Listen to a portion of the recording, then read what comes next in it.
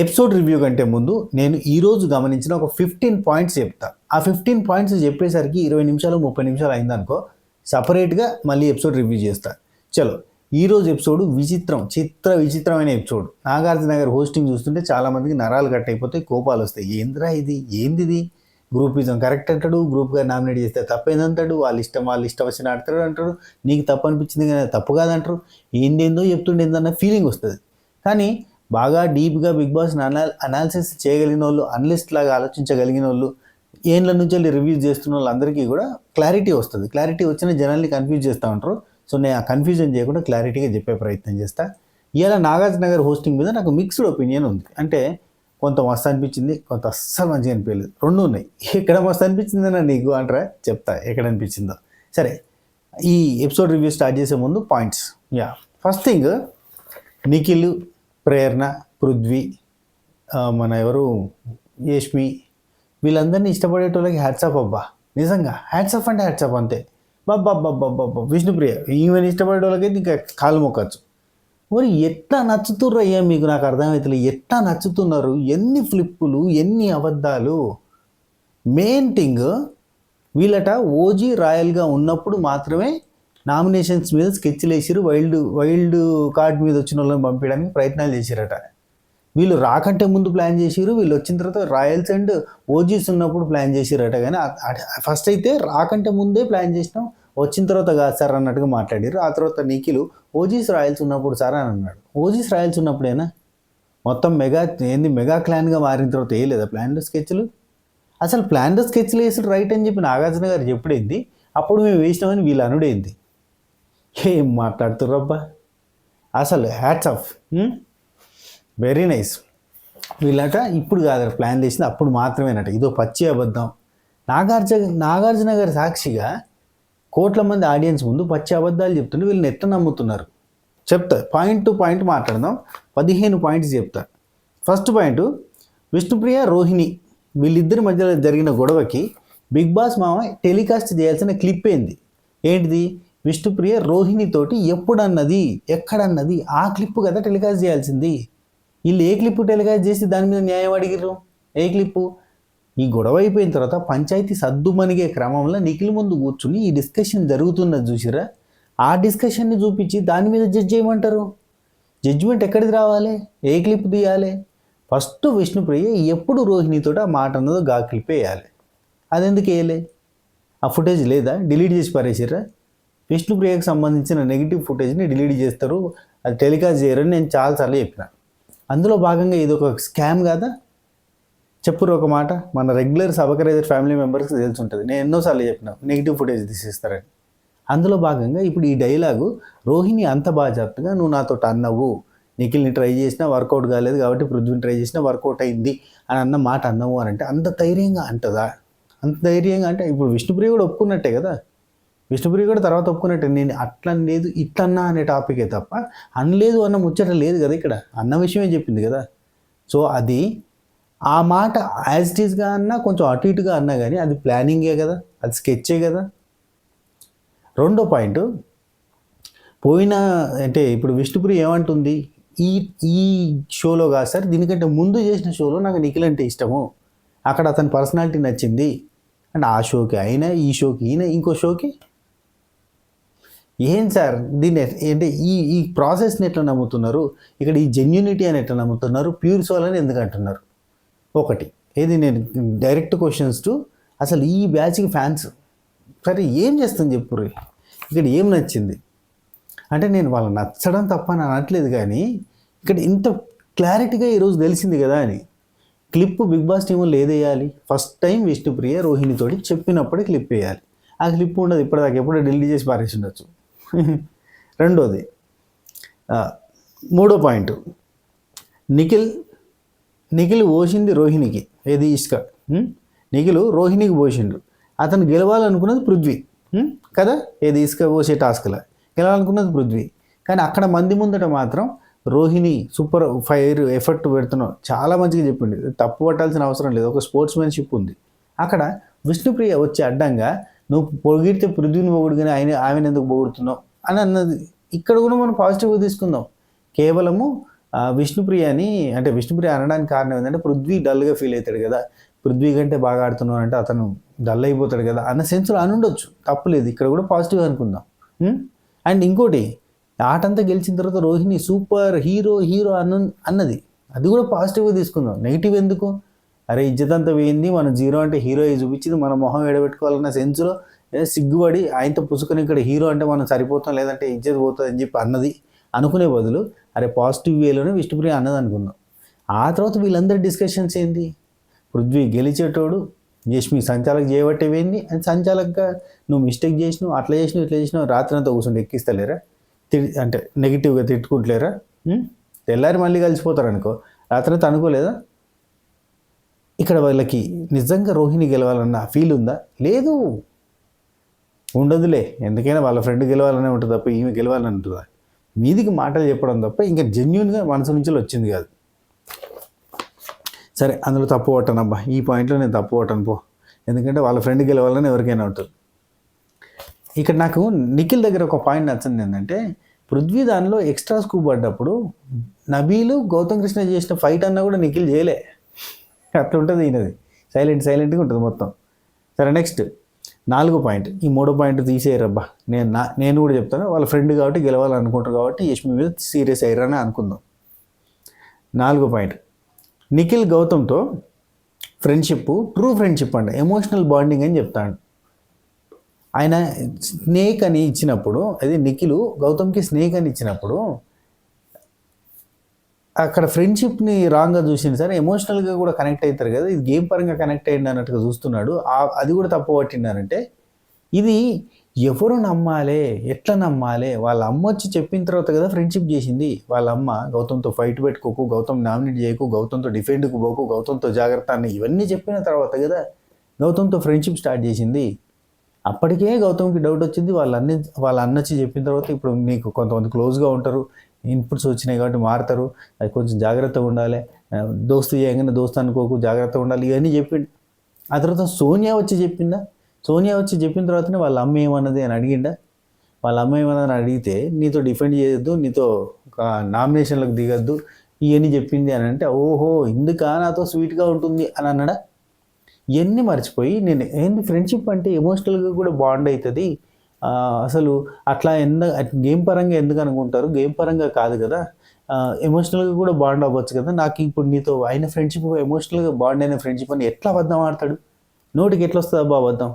ఆయన కోట్ల మంది ప్రజలు చూస్తున్నారు, సోనియా కూడా వచ్చి చెప్పినాక కూడా అయినా కానీ స్వీట్ ఫ్రెండ్, మన ఫ్రెండ్, మశాన ఫ్రెండ్, అసలు దాని మీదకి స్నేక్ ఇవ్వడం హైలైట్. ఇది ఈయన చేసిందే దొంగ ఫ్రెండ్షిప్, వాళ్ళ అమ్మ వచ్చి చెప్పినాకనే చేసిన తర్వాత దాని మీదకి వెళ్ళి మళ్ళీ నెగిటివ్ పాయింట్ ఎత్తి చూపించి నేను ఫ్రెండ్ అనుకున్నా కానీ ఫ్రెండ్ అనుకోవడం అన్న సెన్స్లో మాట్లాడడం ఏంటిది? అసలు ఆ గట్స్కి మెచ్చుకోవాలి, ఆ గుండె బతకాలరా. ఎమోషనల్గా బాండ్ అంటే గేమ్ పరంగా కాదు అని అంటే, మీ అమ్మ వచ్చి గౌతమ్ కృష్ణ మీ అమ్మ వచ్చి డిఫెండ్కి పోకు, నామినేట్ చేయకు, ఇట్లాంటివన్నీ చెప్పిందంట కదా, చెప్పినాకనే కదా అని అంటే మా అమ్మ అట్లా డిఫెండ్కి పోకు అని చెప్పలేదు అని అంటాడు. చెప్పింది కదా, చెప్పింది బయటకు వచ్చేసింది అన్నట్టే కదా, చెప్పింది బయటకు వచ్చేసింది, సోనియా వచ్చి అదే పాయింట్ చెప్పింది, ఆ తర్వాత గౌతమ్ కృష్ణ ఈయన దాని మీదకి వెళ్ళి మాట్లాడిండు, ఈయన జరిగినాయంటే బయటకు వచ్చేసినట్టే కదా, బయటకు వచ్చినాయని తెలిసినాక కూడా మా అమ్మ డిఫెండ్కి పోవద్దు నీతోటని చెప్పలేదు అని అంటాడు. అంత అసలు ఆ మాట ఎట్లా వస్తుంది నాకు అర్థమవుతలేదబ్బా, అది నెగిటివ్ పోతుంది అనిపించదా? సరే ఇది అయిపోయింది, అయిపోగానే సోనియా వచ్చి చెప్పింది కదా డిఫెండ్కి పోవద్దు అని చెప్పి మీ అమ్మ చెప్పింది అన్న విషయం చెప్పింది కదా అంటే ఓకే అంటాడు, ఓకే అంటాడు. స్నేక్ ఇచ్చి ఎమోషనల్ బాండ్ కూడా ఉంటుంది ఫ్రెండ్షిప్లో, గేమ్ పరంగానే కాదు అని చెప్పి అంటాడు. మళ్ళీ శనార్థి ఏమి చెప్పాలి ఈయనకి ఫ్యాన్స్. నెక్స్ట్ 5, నిఖిల్తో వర్కౌట్ కాలేదు కాబట్టి పృథ్వీతో వర్కౌట్ అయ్యింది అని ప్లాన్ చేసి ఇప్పుడు అని ఒక మాట అన్నది అంటే ప్లాన్ చేసుకున్నట్టే కదా అబ్బా. ఇంతే నేను రాసిన పాయింట్ ఇదే. ఇగో ఈ డైలాగు కొట్టింది అంటే ఈమె ప్లాన్ చేసినట్టే కదా, విష్ణుప్రియ ప్లాన్ చేసినట్టు కదా ఈ డైలాగ్ కొట్టిందంటే. అది ఏ యాంగిల్లో కొట్టినా, ఎట్లా కొట్టినా, ట్రై చేసినా అంటే ఇంకేమంటుంది, నాకు ఆ షోలో కొంత బాగా నచ్చిన పర్సనాలిటీ కదా, ఏమైనా సెట్ అయిద్దేమో అని అనుకున్నా కానీ సెట్ కాలేదు, ఇందులోపల ఈయన కనెక్ట్ అయ్యండి అని చెప్తాను.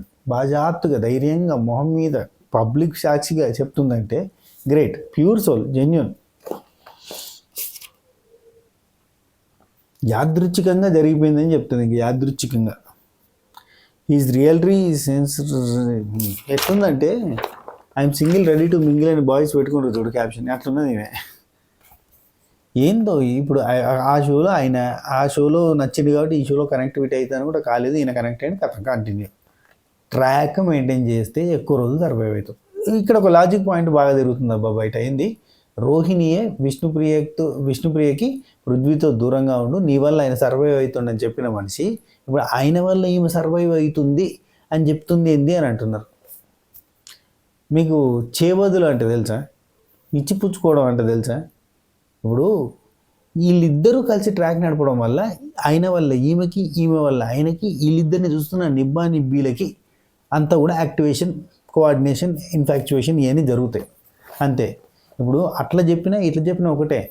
అప్పుడు పృథ్వీకి ఏమాత్రం పేరు లేనప్పుడు పృథ్వీ వల్ల ఈమె వల్ల పృథ్వీకి పేరు వచ్చింది స్టార్టింగ్లో. అసలు ఇప్పుడు విష్ణుప్రియ అందరికీ తెలిసిన పర్సన్, పృథ్వీ అందరికీ తెలియని పర్సన్, కాబట్టి ఈమె వల్ల ఆయనకు పాజిటివిటీ వచ్చింది. కట్ చేస్తే అతను గేమ్ ఆడుతున్నాడు, ఈమె గేమ్ ఆడకుండా ఆయన ఎంబడి తిరుగుతుంది. ఆయన ఎటు పోతాడు, ఆయన ఏం చెప్తుంది ఉత్తగానే గాలికి తిరుగుతూ ఉంది. కాబట్టి ఇప్పుడు ఆయన ఆడే గేమ్ వల్ల ఈమె సర్వైవ్ అయినట్టు కదా. మొత్తానికి లవ్ ట్రాక్ వల్ల ముందుకు పోతారు అన్న సెన్స్ కదా. చాలామందికి అర్థం కానిది ఏంటంటే అప్పుడు అట్లా అన్నది ఇప్పుడు ఇట్లా అన్నదంటే అదైనా ఇదైనా అంతే. బొంత ఇటేసినా వండుకోవచ్చు, ఇటేసినా వండుకోవచ్చు. మొత్తానికి వీళ్ళది ఏం లేదు, గేమ్ అంతా వండుకున్నది ఈమె ఆయనతోటి తిరుగుతూ ఉన్నది. ప్రేరణ గురించి, విష్ణుప్రియ గురించి పాజిటివ్గా చెప్పమంటే నా దగ్గర పాయింట్స్ లేవు, ప్లీజ్ దయచేసి మీ దగ్గర పాయింట్స్ ఉంటే కింద పెట్టుర్రి, నేను చదువుకుంటా. Right. Nikhil winner qualities, Vishnupriya game points, ఇవి రెండు కూడా పెట్టండి కింద. నాకు కూడా తెలిసి రావాలి కదా, నాకు ఎందుకు అర్థమవుతలేదో. నెక్స్ట్ ఇంకో పాయింట్ ప్రేరణ గురించి. ప్రేరణ రోహిణి మ్యాటర్లో ప్రేరణ సడన్గా రోహిణిని ల్యాడర్ అని, రోహిణిని పాజిటివ్గా మర్చుకోవడం సడన్గా స్టార్ట్ కాలేదా కంప్లీట్గా? అంటే అంతకంటే ముందు దాకా ఈమెకి అంత పెద్ద అది కాదు, కానీ కట్ చేస్తే ఇప్పుడు అంత క్లోజ్, అంటే ల్యాడర్తో సమానంగా చూస్తుంది. అంటే కేవలం ఇన్పుట్స్ వచ్చిన తర్వాత మొన్న అందరూ వచ్చి రోహిణికి కనీసం గ్రాటిట్యూడ్ చూపించలేదు అన్నప్పటి నుంచి లేస్తున్నట్టు కదా. అఫ్కోర్స్ ప్రేరణకి నిన్న గేమ్ ఆడిన విధానం బాగా నచ్చి ఫుల్ మెచ్చుకుంది. మిడ్ నైట్ ముచ్చట్లలో చాలా మెచ్చుకుంది, ఘోరంగా మెచ్చుకుంది. ఖచ్చితంగా ఆమె చెప్పడంలో తప్పులేదు, కానీ ఫ్లిప్ కొట్టినట్టు కనిపించలే. సరే కొట్టలేదు అనుకుందాం. నెక్స్ట్ ప్రేరణ గౌతమ్ కృష్ణ అన్నిటికీ గొడవ పెట్టుకుంటాడు, ప్రతిదానికి, చిన్నదానికి పెద్దదానికి.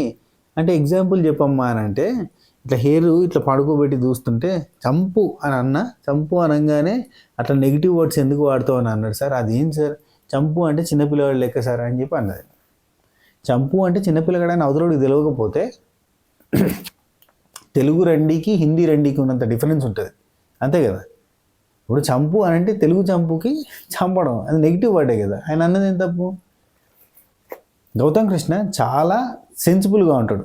పోయిన సీజన్లో పల్లవి ప్రశాంత్ ఒకసారి మా ఊరి భాష అయిన కానుభూతం అని అంటాడు. ఎవరిని? మన ఆమె ఎవరు అక్కడ ఎవరు ఉంటారు ఆపోజిట్లో, ఈమెనా శుభశ్రీ రాయగురు లేదంటే ఇంకొకరు ఎవరు ఉంటారు తెలుగు తెలిసిన వాళ్ళు ఉంటారు. ఆ మాట ఎందుకు అన్నావు అని చెప్పి బాగా హట్ అవుతారు. కాముని భూతం అంటే మా దగ్గర చిన్నప్పటి నుంచి కామన్ వర్డ్ అది యాక్చువల్లీ. సో అది టక్కున అది గౌతమ్ కృష్ణకి తెలుసు. గౌతమ్ కృష్ణ సూర్యాపేట సంథింగ్ ఆ ఏరియా అతను కాబట్టి అతనికి కొంత తెలిసి ఉంటుంది, కొంత తెలియకుంటుంది అన్నట్టు. అరే అది మనకు కామన్ కావచ్చు కానీ అందరికీ కామన్ కాదు, ఇట్స్ నాట్ గుడ్ వర్డ్, అట్లాంటి వర్డ్స్ వాడద్దు అని చెప్తాడు. అందులో ఏమైనా తప్పు అని చెప్పి పల్లవి ప్రశాంత్ అంటాడు. ఎందుకంటే మాకు చిన్నప్పటి నుంచి కామన్ వర్డ్ అది, లైక్ దయ్యము, గోస్ట్ అనే సెన్స్ అంతే. దానికి మొత్తం ఇంకా అక్కడ రచ్చరచ్చవుతుంది. సో గౌతమ్ ఇట్లాంటి పట్టుకోగలుగుతాడు, అర్థమవుతుంది ఇది నెగిటివ్గా పోతుంది అని అంటాడు. ఇప్పుడు సంపుడు అంటే నెగిటివ్ వర్డ్ సెన్స్లో చెప్తే, సంపు అంటే మా దగ్గర చిన్నపిల్లవాడు ఆ పదం చెప్పింది. సంపు గింపు చెప్పడం ఎందుకమ్మా? ఇప్పుడు మెయిన్గా ఆమె ప్రతిదానికి గొడవ పడతాడు అంటే ఏం చెప్పాలి? నేను సిగ్గులేదు అన్నప్పుడు గొడవ పట్టాడు, నేను వర్స్ట్ ఫెయిల్ అన్నప్పుడు గొడవ పడ్డాడు, నువ్వు హౌస్లోకి వెళ్ళిపోవాలన్నప్పుడు గొడవ పడ్డాడు, ఇట్లాంటి వాటికి చెప్పొచ్చు కదా. సో నెక్స్ట్ 7th పాయింట్ క్లాన్స్గా స్టార్ట్ అయింది కాబట్టి గ్రూప్ గేమ్ తప్పు కాదు అని నాగార్జున గారు అన్నారు. ఇది తప్పు కదా, అసలు క్లాన్స్గా స్టార్ట్ ఇప్పుడు బిగ్ బాస్ చేసిన తప్పుల్ని కప్పిపుచ్చుకోవడానికి క్లాన్స్గా ఉంటే, క్లాన్స్గా ఉన్నప్పుడు గ్రూప్ గేమ్ ఆడితే తప్పు కదా అనడం కరెక్ట్ కాదు సార్. మీకు బిగ్ బాస్ టీమ్ను ఊరికే వాళ్ళు చేసిన తప్పు ఇట్లా క్లాన్స్ టు క్లాన్స్ పెట్టిన తర్వాత వాళ్ళకి పంచాయతీ పెడితే క్లాన్స్ టు క్లాన్స్ అన్నప్పుడు క్లాన్స్ టు క్లాన్స్ జరుగుతాయి కదా అని చెప్పి జనాలు ఇంకొక సీర్గా అనుకుంటారని వాళ్ళని కవర్ చేసుకోవడానికి క్లాన్స్ టు క్లాన్స్ అంటే గ్రూప్ గేమ్ ఆడుకోవచ్చు కదా అంటారు. For the first time Telugu Bigg Boss హిస్టరీలో నామినేషన్స్ గురించి డిస్కస్ చేసుకోవడం తప్పు కాదు, గ్రూప్గా ఆడినా తప్పు కాదని చెప్పి ముద్రేసి చూపించారు. నెక్స్ట్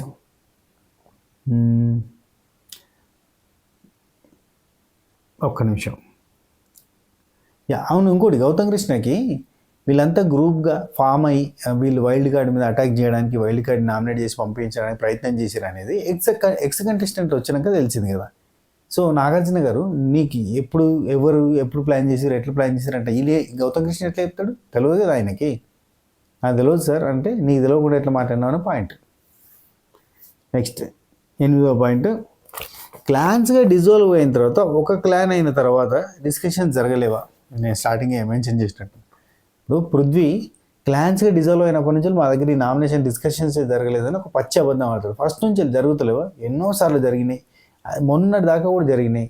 లాస్ట్ వీక్ అంటే ఈవెన్ ఈ మొన్న మండే రోజు నామినేషన్స్లో ఎక్స్ కంటెస్టెంట్లు వచ్చారు, కానీ లేకపోతే వీళ్ళంతా కూడా ప్లానింగ్ ఏంది, వీళ్ళని చేద్దామనే ప్లానింగ్లోనే ఉన్నారా లేదా? ఇప్పటికీ ప్లానింగ్లోనే ఉన్నారు, ఎప్పటికీ ప్లానింగ్లోనే ఉన్నారు. మళ్ళీ మీది కూడా కవరింగ్లో ఈ వీక్ ఉంటుంది వీళ్ళందరికీ. ఎందుకంటే ఈ week already Gautam Krishna nominate అయిపోయింది కాబట్టి ప్రతి ఒక్కరి అంటే ఈ ఓజీ బ్యాచ్ వాళ్ళందరూ సెకండ్ నామినేషన్ లేదు. ఇప్పుడు విష్ణుప్రియకి సెకండ్ నామినేషన్ లేదు, ప్రేరణకు సెకండ్ నామినేషన్ లేదు, నిఖిల్కి సెకండ్ అంటే ఒక నామినేషన్ లేదు, పృథ్వీకి ఒక నామినేషన్ లేదు. ఖచ్చితంగా ఇప్పుడు ఇద్దరిని నామినేట్ చేయాలంటే వీళ్ళకి రెండో పాయింట్ దొరకదు, చాలా కష్టపడాల్సి వస్తుంది. అందరు నామినేషన్లకు వస్తారు చూడరు. నెక్స్ట్ ఎవరు నామినేట్ చేశారు గౌతమ్ని అని కన్ఫ్యూజ్ అవుతారు. గౌతమ్ని నామినేట్ చేసింది యష్మి. ఇక 9th పాయింట్, గ్రూప్గా ఆడలేదు ఇండివిజువల్గా ఆడాము అని చెప్పి ఇక్కడ నాగార్జున గారు చెప్పిన బెస్ట్ పాయింట్స్ ఒక 2 ఉన్నాయి, అవి చెప్తా తర్వాత. ఇప్పుడే చెప్పేద్దాం. ఫస్ట్ బెస్ట్ పాయింట్ ఏంటంటే చెప్తా, ఇది అందరికీ అర్థం కాదు. చాలామంది ఏమనుకుంటారంటే గ్రూప్గా ఆడని తప్పేముంది, వాళ్ళు గ్రూప్గా ఆడుతున్న వాళ్ళకి ఎట్లా ఆడాలనిపిస్తే అట్లా ఆడతారు అని చెప్పి నాగార్జున గారు చెప్పారు. వాళ్ళ ఇష్టం ఉన్నట్టుగా ఆడుకుంటారు, తప్పేముంది ఇందులో అన్నాడు. అయితే అందరూ ఏమనుకుంటారంటే ఏంది నాగార్జున గారు అంత సపోర్ట్ చేస్తున్నారు వాళ్ళకని. కానీ కాదు, ఇక్కడ ఇంకొక మాట చెప్తాడు, వాళ్ళ ఇష్టము, జనాలు చూస్తున్నారు కదా, తప్పు అనిపిస్తే జనాలు చూసుకుంటారు, బయటకు పంపేది వీళ్ళు కాదు కదా. నామినేషన్ చేసే హక్కు వాళ్ళకు ఉంది కానీ బయటకు పంపే హక్కు వాళ్ళకి లేదు. జనాలు చూస్తున్నారు, జనాలు చూసుకుంటారు అని చెప్పాడు. That's it.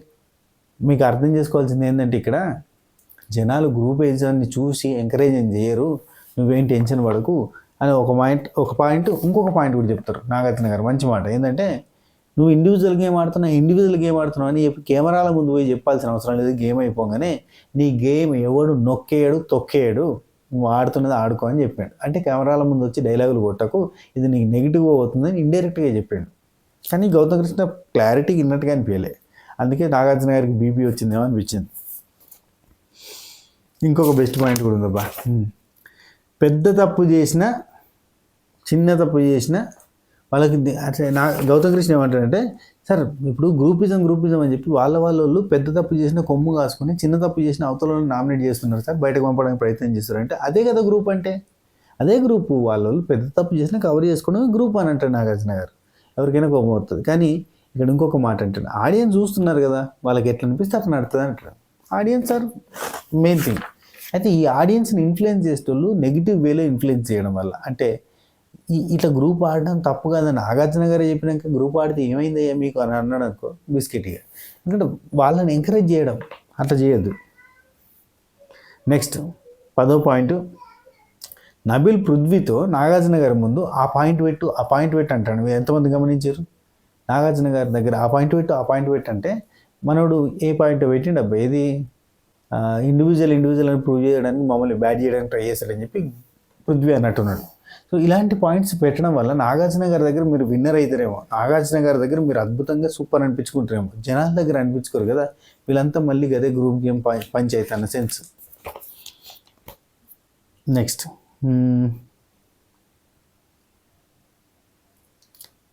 అండ్ ఇక్కడ గ్రూప్ గేమ్ అనే పాయింట్ మీదకి వెళ్ళి మన ఈ ఆసామి గౌతమ్ కృష్ణ ఒక పాయింట్ తీస్తాడబ్బా. సార్ నేను ఎందుకు గ్రూప్ గేమ్ అంటున్నా అంటే, నువ్వు ఆడింది గ్రూప్ గేమ్ కదా, నువ్వు రోహిణికి సపోర్ట్ చేసినది గ్రూప్ గేమ్ కదా అని అంటే, రోహిణికి నేను సపోర్ట్ చేసింది గ్రూప్ గేమ్ ఎందుకైతే సార్, నేను రెగ్యులర్గా ఒకే పర్సన్కి సపోర్ట్ చేస్తే అది గ్రూప్ గేమ్ అవుతుంది. ఒక ఆటలో వాళ్ళకి, ఒక ఆటలో వీళ్ళకి, ఒక ఆటలో వీళ్ళకి. ఇప్పుడు ఈవెన్ యష్మికి సపోర్ట్ చేసిండు ఎవరు, గౌతమ్ కృష్ణ టీషర్ట్ల విషయంలో, అది గ్రూప్ గేమ్ అవుతుందా? కాదు కదా.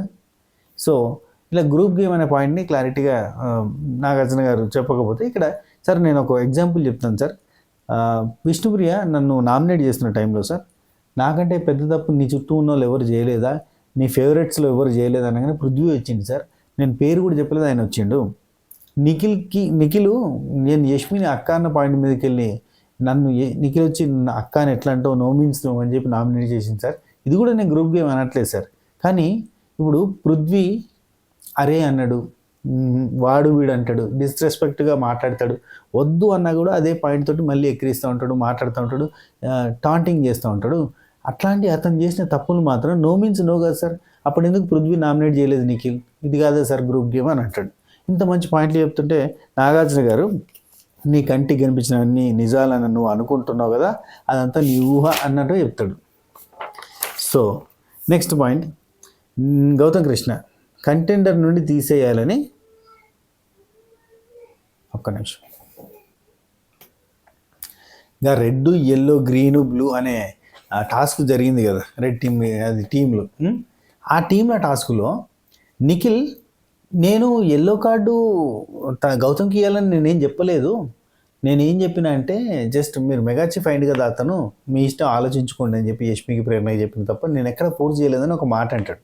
అంటే డిస్కషన్స్లో రెడ్ టీము అంటే యష్మి అండ్ మన ప్రేరణ అలా టీము గౌతమ్ కృష్ణని తీసేయడానికి అసలు కారణం ఏంటిది, రీజన్స్ ఏంటి? వాళ్ళు ఓడిపోవడమో ఇంకోటో కాదు.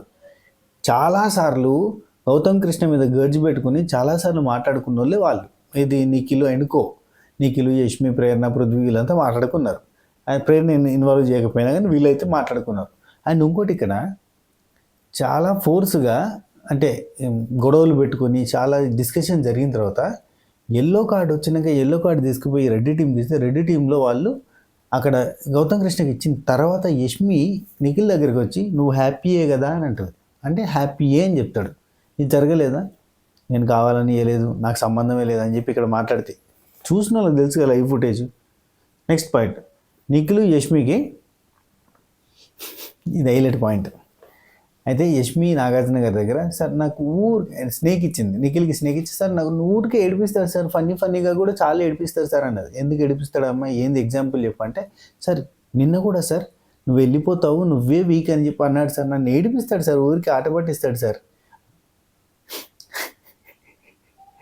నిఖిల్ ఆట పట్టిస్తలేడు, నిజమే చెప్పిండు అన్న సంగతి ఆమెకు అర్థం కాలే.